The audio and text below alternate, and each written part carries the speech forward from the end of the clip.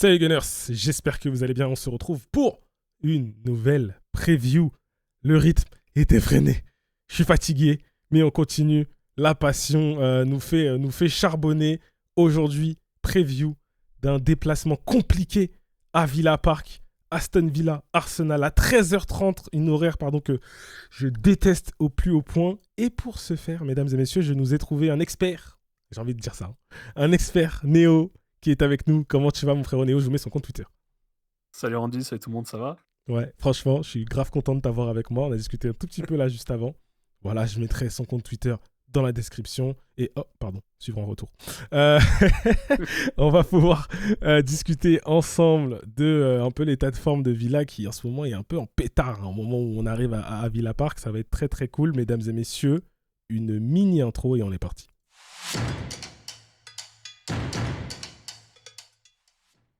On n'oublie pas le j'aime, le commentaire. On s'abonne, bien sûr. Et on va pouvoir commencer, mon frérot. Déjà, petit coup d'œil au niveau du classement de Première Ligue. Tout doucement, mine de rien, les journées s'enchaînent. On est avec nos bons vieux Gunners d'Arsenal. Premier, 33, j'y arrivé, point. La dernière image en date que vous avez des Gunners, je pense que c'est le match de Brentford, si vous l'avez vu. Sinon, c'était le match d'avant contre Chelsea. J'espère que vous n'avez pas les matchs de Chelsea parce que c'était un peu catastrophique. Brentford, c'était déjà un petit peu mieux. Victoire 2-0 à domicile où on a fait le job. Littéralement, c'était pas la fête au village, mais job is done. Mon frérot, est-ce que de ton côté, pour commencer par Arsenal, t'as pu voir, je t'ai posé la question avant, mais je te la repose là. T'as pu voir un peu quelques matchs d'Arsenal et qu'est-ce que t'en penses? Voilà, c'est quoi ton idée un peu de ce qui se passe du côté des Gunners? Ok, donc ouais, Arsenal, comme je disais tout à l'heure, j'ai vu quand même vraiment pas mal de séquences de plusieurs matchs. Arsenal, bon, cette saison, en fait, c'est crescendo à chaque fois. Chaque saison est meilleure que la précédente et cette année, je pense que j'ai jamais autant eu aussi peur d'Arsenal, en vrai, en approchant une rencontre. Après, là, le fait qu'on soit à domicile, ça aide un peu, mais Arsenal, ouais, en tout cas, cette saison, j'ai jamais eu aussi peur de les affronter.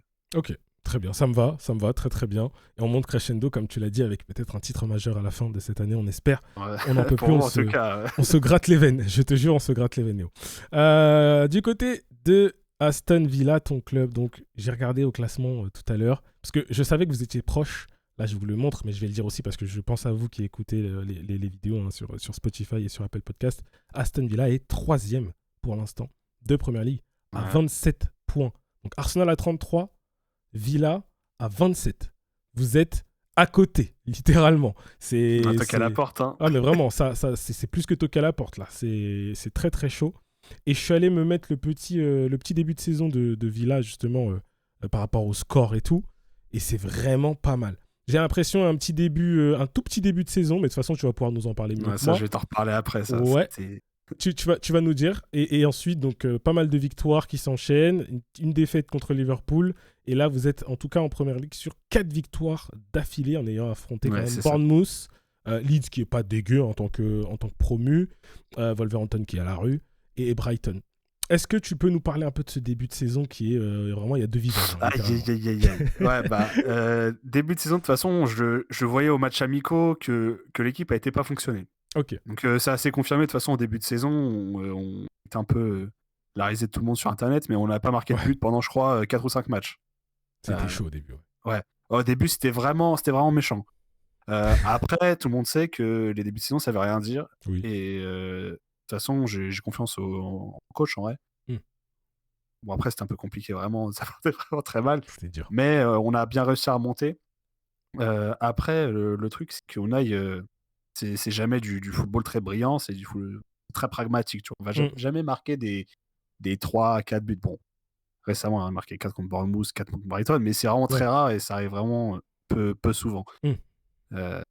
Mais sinon, là, depuis justement toutes ces défaites-là, on enchaîne et moi, je suis content. Hein. Est-ce que j'ai déjà une question qui me vient. Est-ce que tu as une idée de ce qui a fait que vous êtes passé de ce début de... Donc, nul, défaite, nul, et 4 victoires d'affilée. Défaite, 4 victoires d'affilée. Qu'est-ce qui s'est passé entre Sunderland et Fulham? En fait, je pense que déjà, Unai, je pense qu'il a mis un coup de pied dans la fourmilière en vrai. Ok. Parce qu'au au début de la saison, les joueurs ils étaient vraiment mous sur le terrain. Mm. En fait, on n'aurait pas dit qu'ils se connaissaient et qu'ils jouaient au foot ensemble depuis l'année dernière parce que il n'y a pas eu beaucoup de transferts cet été. Ouais. L'effectif, il a vraiment pas beaucoup changé. Ouais. Et normalement, ça aurait dû marcher vraiment comme sur des rôles directement. Mais tu sais, quand tu changes une équipe beaucoup, tu as l'impression que parfois, les débuts de saison, ça peut être bizarre. Et Mm. là, j'avais vraiment l'impression que le club, il marchait bizarrement. Ok. Alors que il n'y a pas eu ces changements. Bah ouais, Donc c'est je pour pense ça. que Unai, il s'est un peu réinventé sur certaines choses. Il fait beaucoup plus tourner l'effectif qu'avant. Ça, c'est un point important à souligner parce qu'avant, il avait vraiment ses titulaires. Mais là, maintenant, j'ai l'impression que tout le monde joue. Puis même au fur et à mesure qu'on avance, là, j'ai vu des images du match contre Brighton. En fait, j'ai vraiment l'impression qu'on est un bloc. Et ça fait trop longtemps que j'ai pas vu mon club aussi soudé que ça. Mm. Ok. Ok, ok, ça marche. Je voulais quand même qu'on revienne rapidement sur 2 matchs. Avant de parler du dernier match qui est Brighton, où là vraiment tu vas nous dire l'état de forme, le tout dernier état de forme, j'ai hésité entre... Non, j'ai pas hésité. La victoire contre City. Est-ce que tu peux nous parler un peu de la victoire contre City, là, le petit 1-0 là? Ça commence à dater Le, un peu, le- mais le petit 1-0, mais je pense qu'il a fait après, du ce bien. match, ce match-là, il est spécial. Il est spécial parce que je pense que City, ils étaient pas au top de leur forme, Oui, en vrai. oui. Mais on prend Parce une que victoire ce contre City. match-là, voilà, on marque sur un but. Matty Cash, il te fait un tir de l'extérieur de la surface, il le retire, il le retente 10 fois, il ne le marque pas. Tu vois, c'est ce genre de but. Ouais. C'est ce genre de but où vraiment on tire et bonne chance. Ouais. Mais après, le match, bon, c'était un peu tendu. On a eu des points forts, mais on a plus souvent eu de la domination City. Après, on a super bien défendu sur ce match. Je sais qu'il y a aussi un peu d'arbitrage un peu favorable vers notre Mm. côté, mais bon, ça, ça Chacun son vient. tour, chacun son tour. Voilà, chacun son tour. On a eu des problèmes, mais on a eu des avantages aussi. Mm. Mais ce match-là, c'était un petit mix de tout qui font que on a réussi à le prendre. Mais ça, par exemple, à l'inverse, Liverpool, tu vois, Ouais, bon, c'était l'inverse, tu vois. c'est ça, clairement, la défaite 2-0. Est-ce que tu Ouais. peux nous parler peut-être aussi quand même du dernier match contre Brighton, cette victoire 4 Mm. buts à 3, juste pour qu'on ait une idée un peu globale du dernier état de forme de l'équipe, quoi. Bah ça, tu vois, quand je te parlais de bloc tout à l'heure, c'est là que ça s'illustre en fait. Déjà, on prend 2 buts. Honnêtement, j'étais pas loin du TV off. Mais en fait, en fait, tu vois, là, je me dis, peut-être que l'expérience de la Ligue des Champions, des grands matchs, Mm, tu vois, parce que Brighton, j'ai regardé, à domicile, ça perd jamais. mm. Et sur leurs derniers matchs à domicile, ils ont 2 défaites. Les 12 derniers matchs, c'est nous, la saison dernière, et nous cette saison. Ok. Et vraiment, là, tu vois, bah, de toute façon, je vois ce que tu es en train de partager, mais tu vois, 2-1, 2-2, rapidement, Ouais, c'est ça.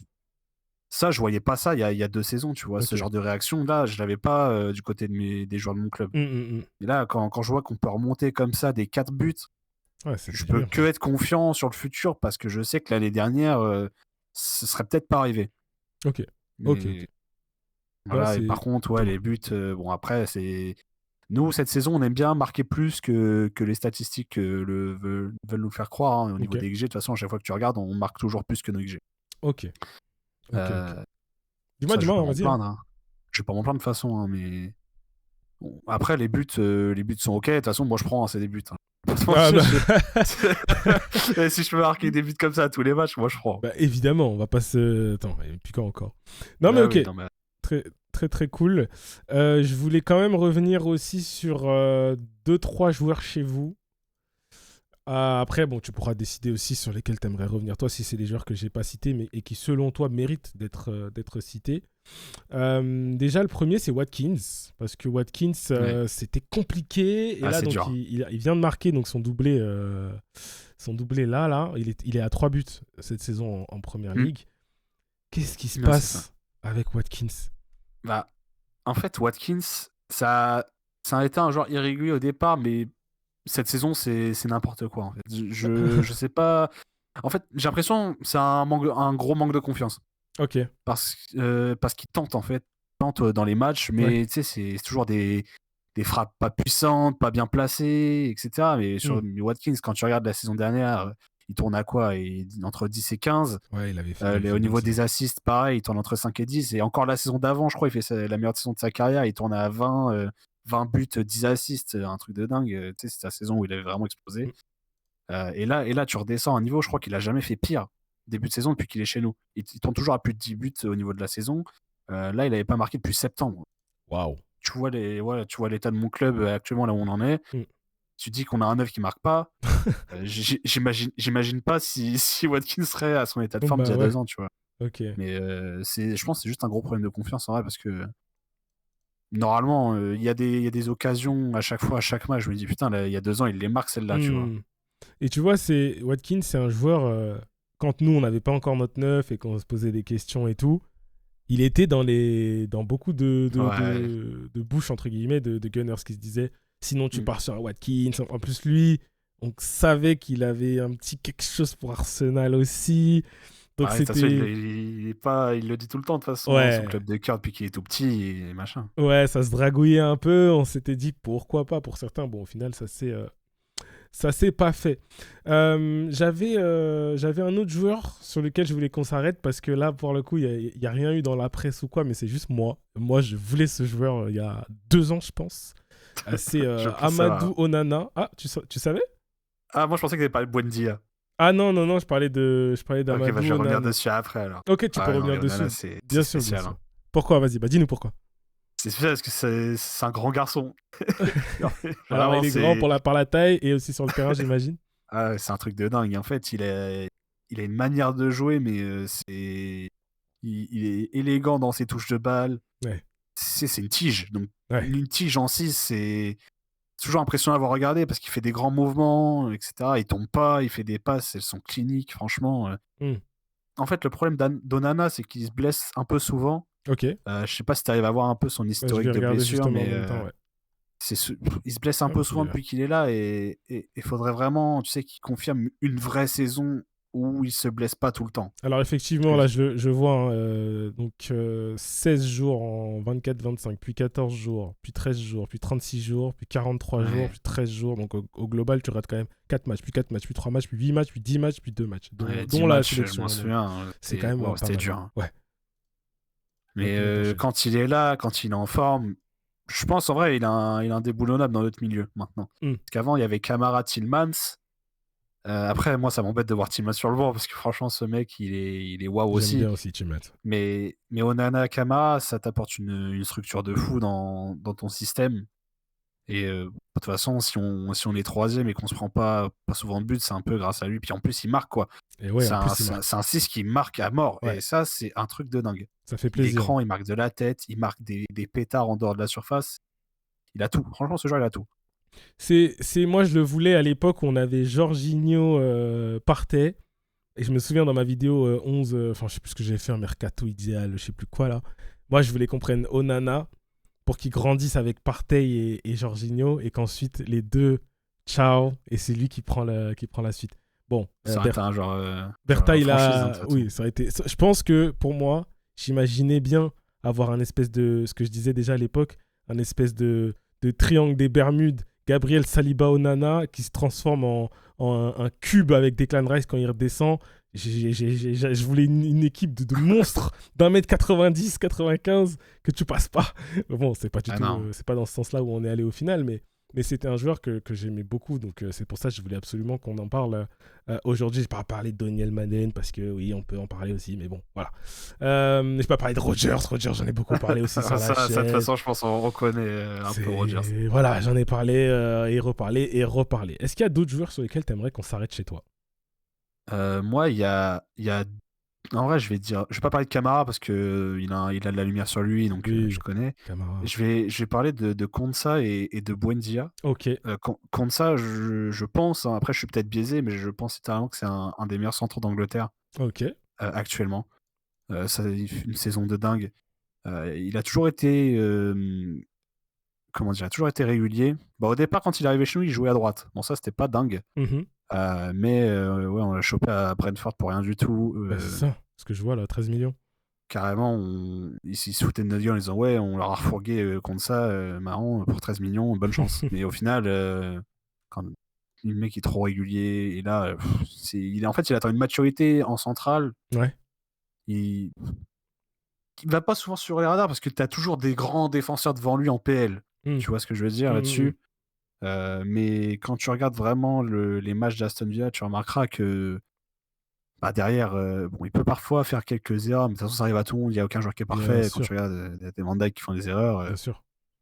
contre ça, franchement, c'est un joueur de fou et ça m'étonnerait pas qu'à la fin de la saison, s'il continue comme ça, il y a des gros clubs qui tournent autour de lui. Ok, ok, ok. En plus, au début, quand j'ai choisi mes joueurs, j'ai failli m'arrêter sur lui justement parce que je regarde pas beaucoup ton équipe, mais lui, je le ressors positivement. Donc, je voulais vraiment Mmh. des infos dessus. Donc, parfait. Parfait que tu te sois arrêté sur lui. Et le deuxième, du coup, c'est et Buendia. Et deuxième, c'est Buendia, un joueur, en plus, Arsenal, vous étiez en guerre avec nous, hein. Quand on le voulait, quand on l'a acheté, il y avait une guerre entre Arsenal et Villa. Bon, après, c'était pendant les heures sombres d'Arsenal, hein, mais Sombre, ouais. on va pas en reparler. Mais ouais, il est venu chez nous. Moi, j'étais trop hype par le joueur. Quand il était à Norwich, c'était un joueur de fou. Ouais, mais des petits problèmes. Des premiers, en fait, déjà, quand il arrive, il a pas un bon comportement sur le terrain dans le sens où, tu sais, il se jette tout le temps, il se bat pas, etc. Hmm, ouais. Et après, je te laisse aller regarder ses blessures. Ouais, je Heu, regarde en même temps, vas-y. je te laisse aller regarder ses blessures, mais croisées. Il joue pas pendant, 1 an et quelques. Waouh! Ah Ligament voilà croisé, ouais, 328 jours, 69 matchs manqués. Enfin, voilà, et comme ça. là, Terminé. c'est terrible. Et là, Ciao. c'est terrible. Ouais. Mais il est revenu, mais il jouait pas parce que, bah, pas bon, tout simplement et Hmm, hmm. on a essayé de le refourguer. On l'a refourgué à Leverkusen en prêt. Ouais, ce Il que est je revenu, regardais, on a ouais. essayé de le vendre cette saison. On a essayé de le vendre en août, ça a pas marché. Parce que pourquoi? Il a dit à Unai: «Non, moi je vais rester là, je veux me battre» Ok. et bah, de toute façon depuis le début de saison, ça se voit, il marque beaucoup. Il est hyper proactif, sur le terrain et c'est vraiment une grosse surprise parce que moi j'avais plus d'espoir en vrai, Ok. en joueur. J'étais vraiment en mode: «Bah, si on peut prendre un petit billet, même 15 millions franchement, Hmm, j'étais prêt à le lâcher quoi», mais hmm. c'est une trop bonne surprise positive. Là, il est un peu remplaçant quelques matchs, mais il fait des starts. Ok. Et à chaque fois qu'il est là, c'est un battant. Il se jette plus comme avant. Ouais. Vraiment, c'est un mec qui cherchera vraiment toujours La à aller maturité, marquer. peut-être, Peut-être, qui a ouais. joué aussi, tu vois. Après la Sur grosse peut-être envie. blessure. Dis-moi. Ouais, c'est ça, envie de s'imposer parce Hmm, que bon, après la blessure, c'était hmm, hmm, compliqué. hmm. Là, il a fait son petit spell à Leverkusen et là, il revient, il veut se battre. Et de toute façon, on le voit. Hein, de toute façon, c'est un de nos meilleurs buteurs, je crois. Bah là, je regardais en même temps, Euh, il est à 3-4 buts, toutes compétitions confondues, 2 passes D, donc c'est très propre. ouais, voilà, c'est propre pour un début de saison, pour un joueur qui Qui joue. repart de Ouais, très c'est bas, tu ça. vois. Ouais, bien sûr. Ok. C'est pour ça que je suis trop content de son nouveau visage. Magnifique. Magnifique, magnifique. Bon, on pourrait s'arrêter sur chacun des Je vais joueurs, faire ça pour tout le monde. Hein. mais bon, l'objectif, il n'est pas là non plus. Mais c'est vraiment pour que nous, les Gunners, pour surtout ceux qui suivent pas du tout Villa, puissent avoir en tête 2-3 éléments. Et c'est vraiment pour ça que j'aime beaucoup faire ces vidéos preview avec quelqu'un qui connaît très bien l'équipe d'en face. C'est qu'après, nous, quand on regarde le match, souvent moi je suis en live pendant les matchs, on repère Il est des différente, éléments ouais. que des personnes nous ont dit. Typiquement, Chelsea, je fais ma preview sur Chelsea, il nous dit, mon frère Imran, que j'embrasse, attention, on va probablement vous en mettre un sur coup de pied arrêté. Bam. Tu vois ou pas? C'est des trucs comme ça où je trouve c'est trop cool. Ou pour le Bayern, il me dit, attention au petit Karl. Et je dis, ouais, attends, ok, on va voir. Et là, tu regardes Karl et tu dis, ah ouais, ok, d'accord. Ouais, tu comprends Donc, le comprends. c'est pour ça que Ouais. je trouve ça trop, trop, trop cool. Est-ce que peut-être, quand même, parce que c'est toujours cool de se passer un peu de pommade, est-ce qu'il y a peut-être un joueur ou deux d'Arsenal, voilà, où tu te dis, ah, c'est incroyable.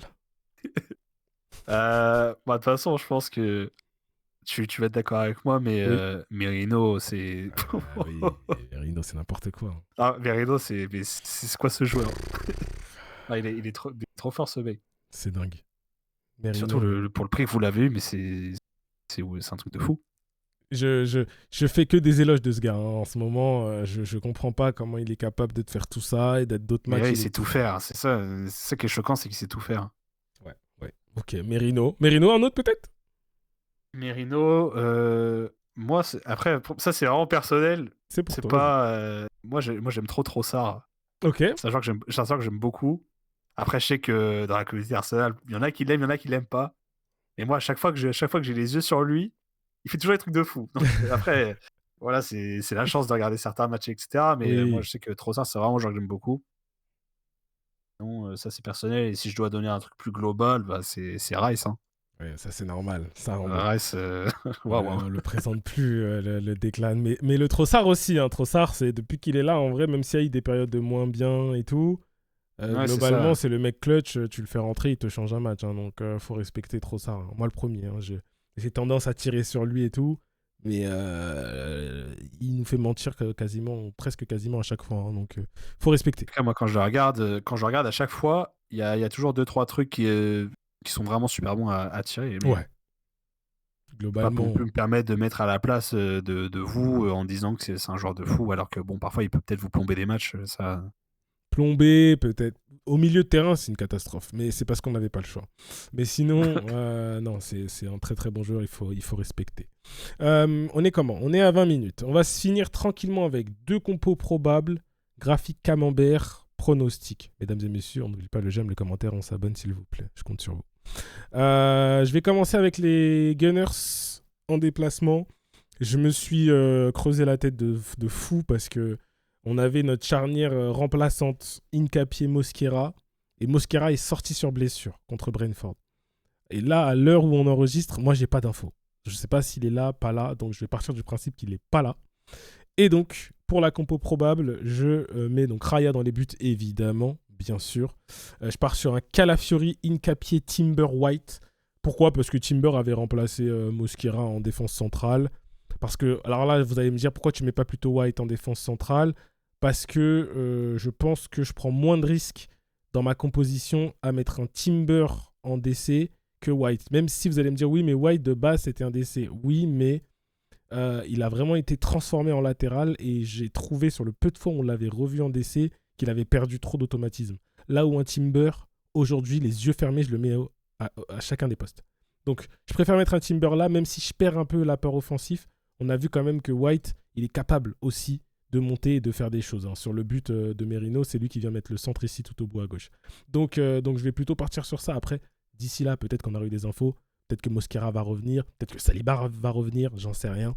Mais je partirai là-dessus sur la défense pour l'instant en tout cas. Au niveau du milieu de terrain, donc j'ai Zubimendi, ça bouge pas. Declan Rice, ça ne bouge pas aussi. Et là, pour ce poste-là, j'ai hésité. J'ai hésité à mettre Eze. J'ai hésité à mettre Eze parce qu'on a un Odegaard qui revient de blessure et on sent qu'il est quand même... il revient de blessure tout simplement. Mais j'ai envie de lui donner un petit peu de continuité. Après, c'est dur pour Eze aussi, mais Eze en même temps, parfois, il y a des longs moments, comment dire, de longues séquences où on le voit pas du tout pendant un match. Donc j'ai envie aussi de lui faire comprendre que mon pote, soit tu joues à fond les 90 minutes, soit tu les joues pas à fond. Et Odegaard, même s'il a perdu un peu cette qualité en revenant de blessure, ce qu'on ne peut pas lui enlever, c'est qu'il est à fond, tu vois. Donc je partirais plutôt sur un Odegaard. Le coach va probablement me faire mentir, hein. Et à gauche, j'ai mis Madueke. J'aurais pu mettre Eze à gauche, c'est vrai. Mais je vais partir plutôt sur un Madueke parce que il fait quand même un bon match contre Brentford et j'ai envie de lui faire plaisir. Et si j'étais coach, je donnerais la consigne à lui à gauche et donc à Saka à droite de permuter pas mal. Pour pouvoir avoir aussi un Madueke à droite qui, je trouve, est vraiment meilleur à droite. Et puis ça permet de créer de l'incertitude dans la défense adverse. Ça peut être intéressant. Et devant, je mets Merino. Parce que Gyökeres est encore en train de revenir tout doucement. Ça me paraît un peu gros de le lancer titu. Et puis, tu as un Merino qui est en pétard, qui te met but passe D là sur le dernier match. J'ai pas envie de le priver cette grosse rencontre contre Aston Villa. Donc, je préfère partir sur un Merino devant, donc avec le bon vieux 4-2-3-1. Mon frérot, je vais te laisser nous commenter ton 11 pour ok. Aston Villa. C'est parti. Ok, bah déjà, moi je pense que Martinez il va pouvoir revenir de toute façon, comme j'ai dit, en vrai, que ce soit Bizot ou Martinez, ça change pas forcément grand chose en vrai. Ouais. Euh, Juste Martinez, bah, c'était une blessure à l'entraînement donc on n'a pas d'infos, mais Hmm. généralement quand c'est ça, il revient généralement rapidement. Mais ça peut être Bizot, hein, c'est vraiment, j'ai mis comme ça, On tente le coup. que c'est déjà arrivé, voilà. Hmm. Après, à gauche, je pense que Kouna il va mettre Digne, qu'il aime bien avoir cette sécurité défensive. Avec Digne, Madsen, il va souvent le mettre quand on va avoir besoin vraiment de pousser offensive et Digne, ça va être celui qui va temporiser un peu le tout. Hmm. Après, charnière habituelle, Pau Torres, Konsa et Matikash, de toute façon, ça, c'est indéboulonnable. Hmm. Milieu, je pense qu'il va garder le même milieu contre Brighton. Pareil, question de sécurité défensive, Camara, Onana. Va sûrement faire rentrer Tillmans pendant le match. À voir comment se déroule le match. Il pourra aussi faire rentrer le petit Bogard en 6, qui est un petit jeune de l'académie qui joue très bien défensivement. Ok. Après, ça, l'attaque, c'est le plus gros point d'incertitude, mais moi, je pense que ça peut partir vraiment sur quelque chose comme ça. Buendia à gauche, Rogers en 10, McGinn à droite et Watkins en 9. Ça, c'est la forme attaque. Mais de toute façon, quand on s'est pressé, Buendia il redescend, McGinn il redescend, on se transforme en 4-4-2 et on attaque 4-2-3-1. Après, il y a des positions qui sont peut-être interchangeables. Ouais. Du coup, Guessant qui fait des apparitions à droite à gauche, qui peut jouer sur l'aile droite. Donc du coup, McGinn prendrait la place de Buendia, etc. Ouais. Rogers peut jouer à gauche. En fait, tous nos attaquants sont interchangeables et c'est ça qui est cool. Par contre, il n'y aura aucune chance de voir Sancho. Ça, c'est quelque chose que je peux assurer. Pourquoi? Parce que Sancho, depuis le début de saison, j'ai pas l'impression qu'il soit forcément adapté au style L'Unai. Ok. Puis de toute façon, ça se ressent dans les titularisations. Sancho, il joue qu'en Europa League, en titulaire. Et en PL, je suis même pas sûr qu'il ait un start dans mes souvenirs, quoi. Ok. Voilà. Puis même, de toute façon, devant Watkins, aussi indéboulonnable. Il va faire rentrer Doniel peut-être pendant le match. Doniel qui est en feu en ce moment. Et c'est ça que je trouve dommage. Parce qu'il n'arrive pas à les caler les deux en même temps. Alors que Watkins, il peut jouer à gauche. Watkins, c'est un excellent joueur de ballon et il peut très bien jouer sur la gauche. Ok. Voilà. Ok, magnifique. Hyper intéressant.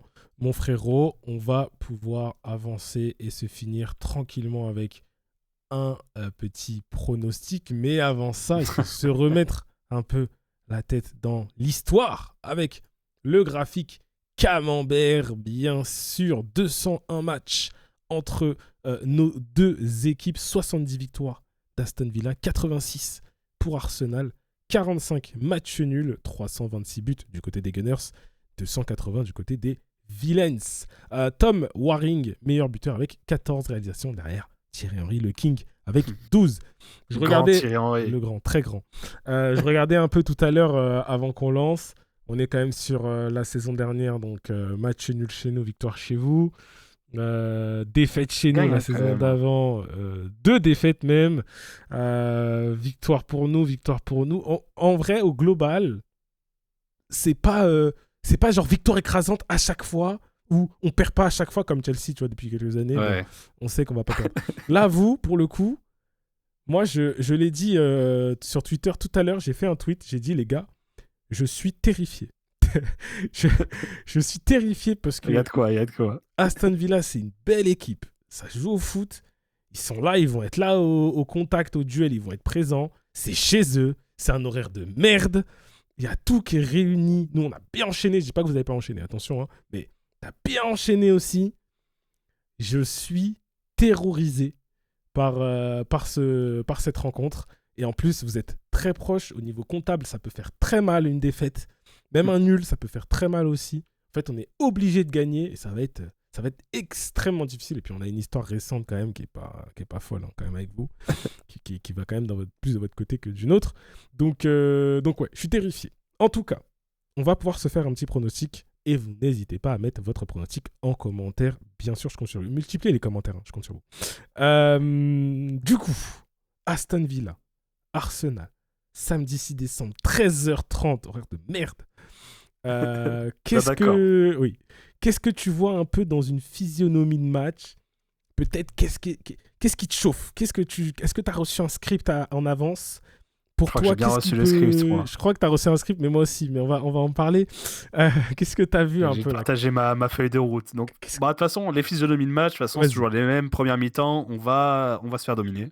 Ok. Je vois pas comment vous n'aurez pas la première mi-temps. Ok.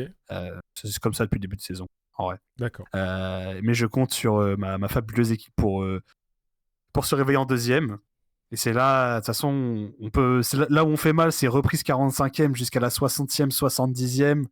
On carbure. On carbure à mort dans ce carton-là. Ok.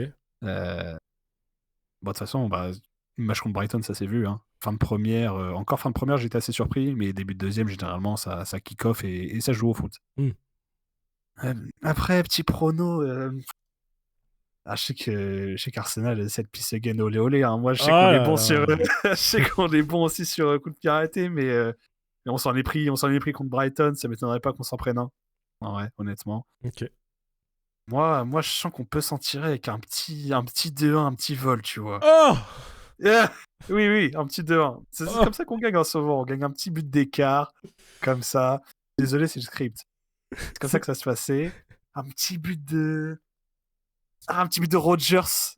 Ok. Et Daniel Manel qui vient crucifier tout ça. Oh là là là, l'histoire est Fin belle. de match 78e, je pense. Oh, l'histoire Un est truc comme belle. ça. L'histoire est belle.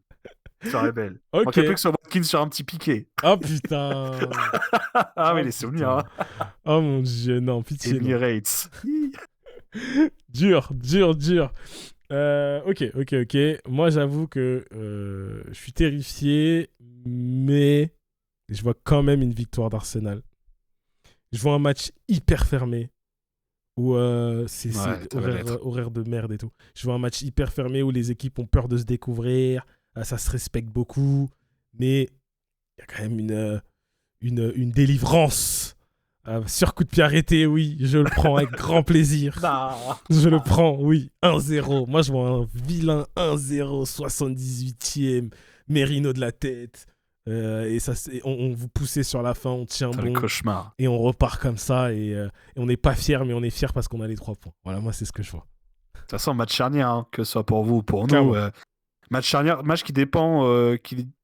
C'est un match qui peut soit tuer une saison, Oui. soit qui peut vraiment la booster. Ouais. De toute façon, vous êtes à 33. Après, City à 30, nous à 27.